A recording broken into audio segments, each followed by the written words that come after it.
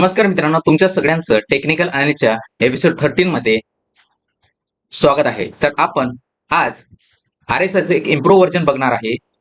ते म्हणजे आपल्याला ओव्हरबॉल्ड आणि ओव्हरसोल्ड सांगणार आहे. त्यासोबतच ते आपल्याला परफेक्ट एंट्री आणि एक्झिट कशी करायची त्या संदर्भामध्ये आपल्याला माहिती दाखवणार आहे. तर बघा, ते इंडिकेटर म्हणजे स्टोकॅस्टिक RSI इंडिकेटर. तर बघा, तर व्हिडिओला सुरू करूया.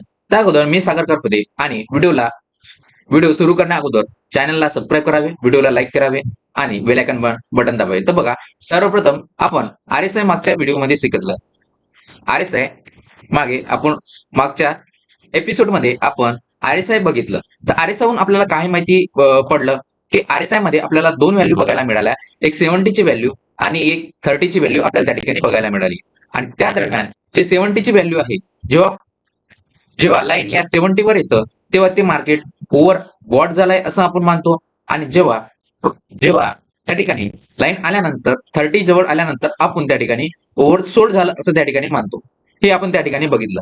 जेव्हा तर त्या ठिकाणी प्रॉब्लेम असा होता की ओव्हर बॉट झाल्यानंतर जेव्हा आपल्याला सेल सिग्नल घ्यायचं होतं तेव्हा बऱ्याचदा प्राइस त्या ट्रेंडला कंटिन्यू करत होती आणि या ठिकाणी आपल्याला सेल एंट्री घेण्यासाठी त्या ठिकाणी फॉल्स एंट्री मिळत होती. हे आपण त्या ठिकाणी बघितलं.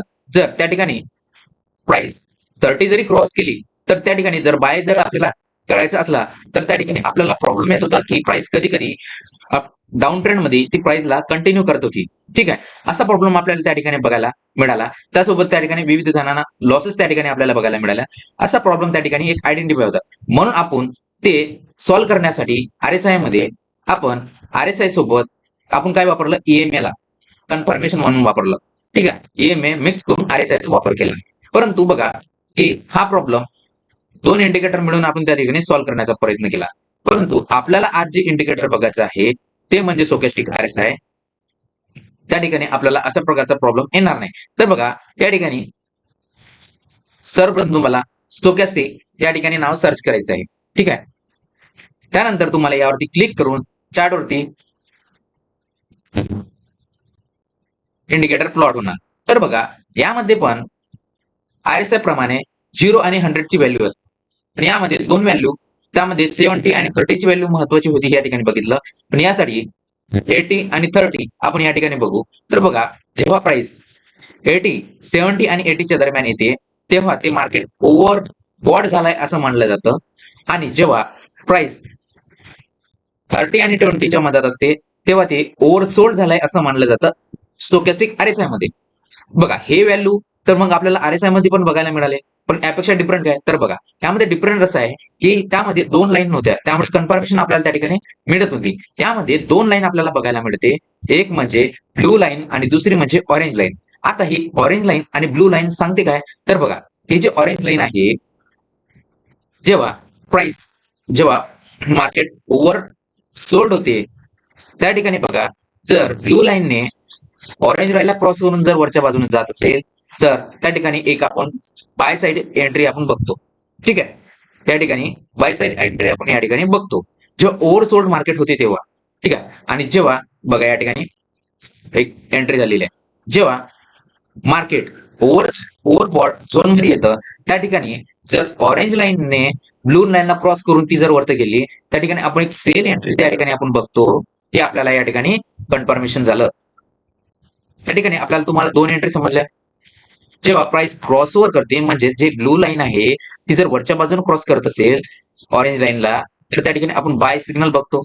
आणि जेव्हा ऑरेंज लाईन वरच्या बाजूने असते आणि ब्लू लाईन खालच्या बाजूने असते त्या ठिकाणी आपण एक सेल एंट्री शोधतो. पण ते कधी, जेव्हा प्राइस सेल सिग्नल शोधण्याच्या अगोदर आपण ओव्हर बॉट झाला आहे का त्या ठिकाणी बघतो, त्यानंतर क्रॉसओव्हर झालेला आहे का बघतो. ठीक आहे, त्यानंतर बघा, ओव्हर बॉट झालाय का बघतो, त्या अगोदर ते क्रॉसओव्हर झालाय का आपण ते बघतो. हे दोन कंडिशन आपल्याला तुम्हाला या ठिकाणी समजल्या. ठीक आहे, अशा प्रकारे. पण कधी कधी होते काय, तर बघा, या ठिकाणी ओव्हरबॉट या ठिकाणी झालेला आहे, परंतु या ठिकाणी क्रॉसओव्हर दिलेला आहे. ऑरेंज लाईन वरती आहे आणि ब्लू लाईन खालती आहे. आणि या ठिकाणी आपण सेल एंट्री घेतो. परंतु बघा, मार्केटमध्ये सेल एंट्री केली असती पण आपण या ठिकाणी आपल्याला फॉल्स सिग्नल मिळालेलं असतं. या ठिकाणी आपण ट्रॅप झालेलो असतो. मग यामधून कसं निघायचं, तर ते जर जाणून घेण्यासाठी आपल्याला आणखी एक इंडिकेटर आपल्याला या चार्टवरती लावावं लागेल.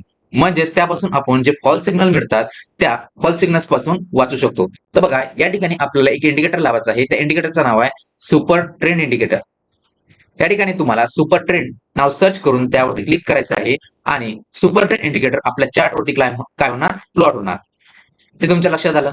तर बघा आता सुपर ट्रेंड इंडिकेटर बऱ्याच जणांना माहिती नसतं. तर बघा जेव्हा आपल्याला हे दोन कंडिशन सांगतो, जर प्राइस ग्रीनच्या वरती असेल, सुपर ट्रेंड जर ग्रीनच्या वरती असेल तर ते आपल्याला बुलिश ट्रेंड दाखवतं.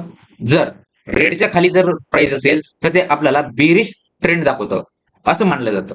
ठीक आहे, ह्या दोन सुपर ट्रेंडच्या कन्सेप्ट कळल्या. पण एक गोष्ट लक्षात घ्या, आता स्टोकॅस्टिक आरएसआय बघून मग एंट्री कशी घ्यायची.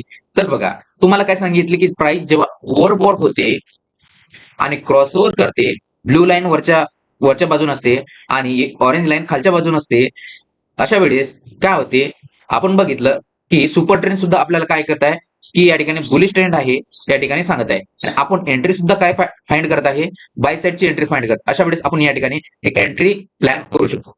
ठीक आहे, आणि बघा या ठिकाणी एक आपल्याला चांगली एंट्री बघायला मिळाली.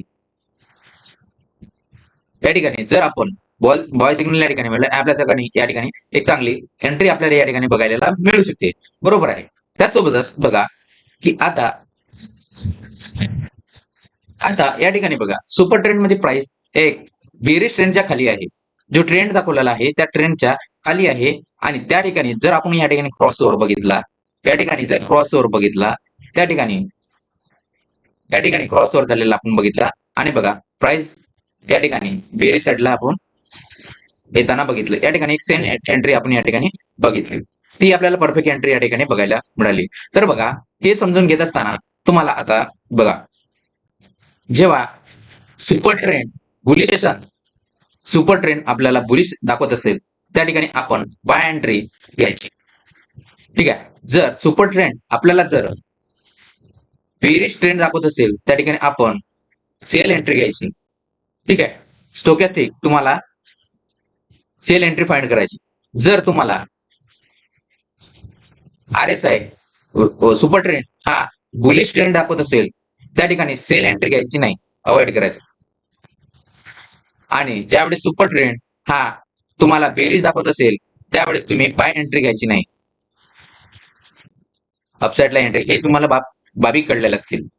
ठीक आहे, आता हे बेरी सिग्नल या ठिकाणी सुपर ट्रेंड दाखवलंय त्यावेळेस बाय सिग्नल या ठिकाणी काय करायचे, अवॉइड करायचे.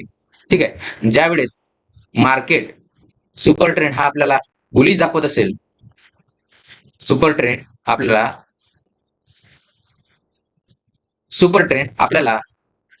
बाय सिग्नल दाखवत असेल म्हणजे या ट्रेंडच्या वरती असेल, म्हणजेच बुलिश ट्रेंडच्या वरती, त्याच वेळेस आपल्याला बाय सिग्नल बघायचे आहे. ह्या सर्व बाबी तुम्हाला या ठिकाणी समजल्या असतील.